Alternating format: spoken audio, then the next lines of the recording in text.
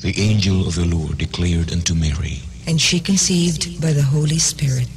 Hail Mary, full of grace, the Lord is with thee. Blessed art thou among women, and blessed is the fruit of thy womb, Jesus.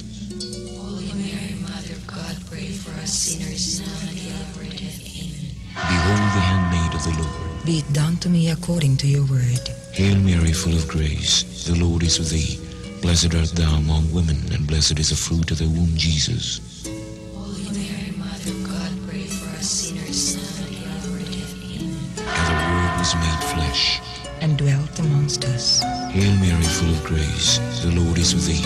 Blessed art thou among women, and blessed is the fruit of thy womb, Jesus. Holy Mary, Mother of God, pray for us sinners now and at the hour of our death. Amen. Pray for us, O Holy Mother of God. That we may be made worthy of the promises of Christ. Pour forth, we beseech you, O Lord, your grace into our hearts, that we, to whom the incarnation of Christ, your Son, was made known by the message of an angel, may by his passion and cross be brought to the glory of his resurrection, through the same Christ our Lord.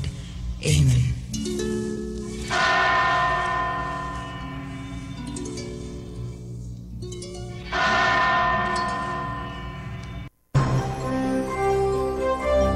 Ito ang DXDR 981 sa Dipolog numero 1. Tatak RMN.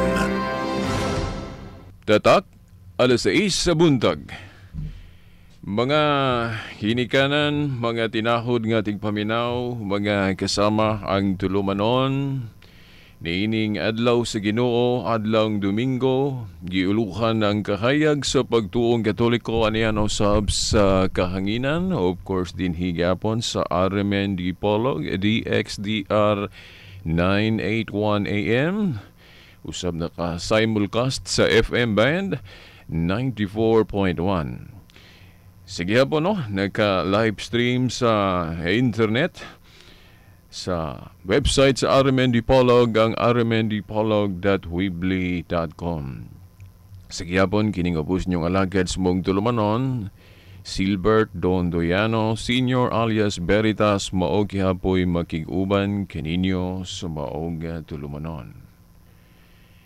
Sa dili pata mo adto sa atong pagpadayon no, sa atong tema, may labot na sa piyesta. Doon na tayo i-share ninyo nga usa ka kanang feedback sa kanang atong tulumanon, sa atong apostolate nga atong gi-share diha sa online no, sa social media. Kaya kining atong mga tulumanon diri sa radyo ug ang atong mga exposition nga na diha atong gi-document pod sa YouTube na kaya na makita po sa atong website. Dunay nag-text nato, diri man yun sa cellphone ako nadawat, pero atong na bantayan nga dito gini siya gi-message o gi-text sa atong Facebook, katong Veritas Dipolog na to nga account. Pero kay kini kong atong numero sa atong mobile ato maning gi-register dito sa maong account nato sa Facebook. Unya ang atong Facebook po di ay automatic pod nga mapadad-an po dayo og kopya, ma-copy furnace po dayon sa atong mobile ug unsay inbox, unsay mensahe dito sa atong Facebook. So mao na nga atong i-share po ninyo, isip pod pagdasig pod kaninyong tigpaminaw no, ug ako pod nalipay ining feedback no gikan sa atong igsuon nga usa ka Pilipino, taga kinibang taga Bohol, ug unya atuan na narbaho dito sa gawas so sa Saudi Arabia. Atong gusahon ni iyang mensahe nga iyang gipadala nato. No, gikan ni Dion Ones Lumanta, no? Dion Ones Lumanta, nagka-chat gani mig hapon kay ako man ni siyang gi-replyan, no? Matod pa sa iyang mensahe, no? Ako nagsubaybay sa imong programa sa FB, YouTube, nalig-on gyud ang akong pagtuong Katoliko. Inamin ko nakabig ako sa tinuhuan born again, pero karon balik Katoliko na ako. Salamat sa inyo o sa tanan CFD. Pagpalain kayo ng Panginoon.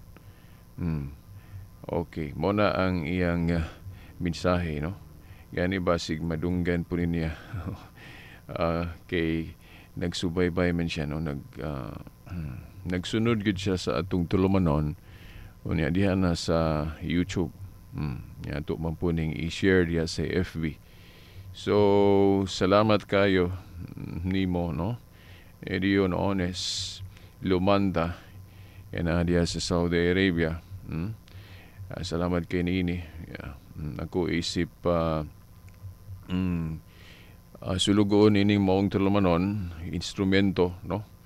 Malipay pusab ko, no, nga doon mga feedback, no, nga ingon ini nga makaingon ko nga naaragyo ta, no.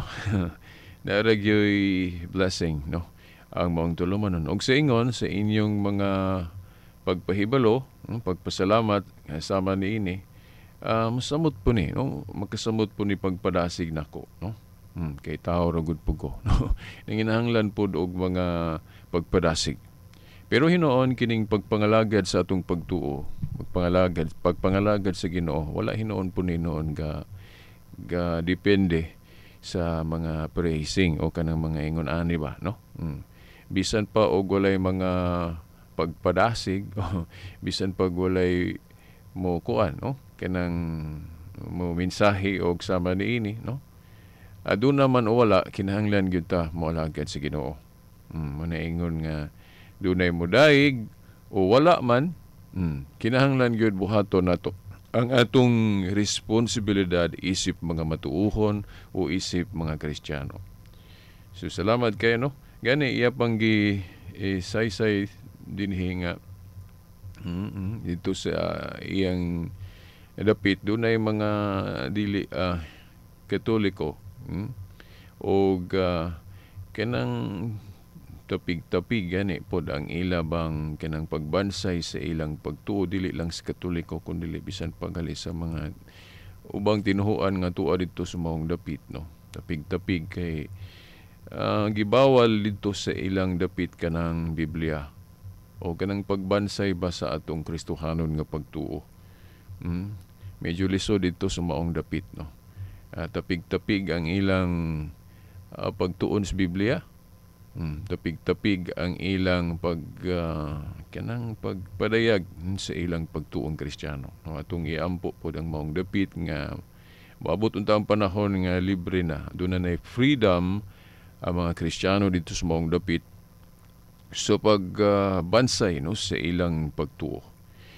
Okay. So karon pizza 2 sa bulan sa Agosto, no. Ikaduhang adlaw sa bulan sa Agosto. August 2, 2015. Agosto 2, 2015. So adto na ta sa padayon nato nga tema mahitungod sa piyesta, no. Kining recap lang gamay ato namang nahisgutan nga kanang gigamit sa ato mga igsuon na himulag kung ano nga dili sila mo appeal so sa ulog ni anang piyesta kay doon naman goy mensahe ang Dios nga usag gayud ka tagna, no, nga adunay pagpahunong sa mga panagtigom, mga adlong igpapahulay, ilang mga kalipay niadto, no. Then appeal na po ng piyesta. Maingon sila nga kamong mga Katoliko nganong magpiesta pa man mo nga gipahunong naman na, no, ang atong diretsong tubag atong naparehag sumiaging Domingo nga ang buot ipasabot anang gipahunong nga mga panagtigom